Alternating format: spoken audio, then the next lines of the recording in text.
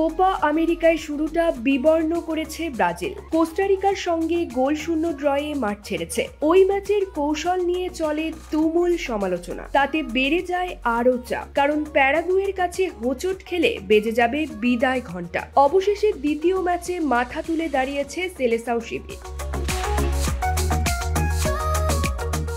প্যারাগুয়েকে 4-1 গোলে বিধ্বস্ত করে জয় ফিরেছে। ঠিক যে কারণে ব্রাজিলিয়ান ফুটবল বিখ্যাত সেই সাম্বার ঝলকটা আজ মেলে ধরেছেন ভিনিসিয়াস। সকাল 7টার ম্যাচে সাম্বার ঢেউ তুলে আলো ছড়িয়েছেন তিনি, যদিও শুরুটা আহামরি ছিল না। পেনাল্টি কিক মিস করেছেন পাকেতা। তারপর অবশ্য 35 মিনিটের আগ পর্যন্ত ডেডলক ভাঙার লড়াইটা তারা চালিয়ে গেছে। 15 মিনিটে আসে 3 গোল, যার প্রথমটি আসে ভিনির কল্যাণে।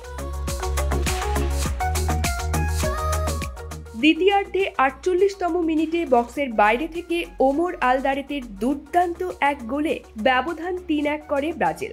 এক গোল শোধ করে ব্রাজিলের ওপর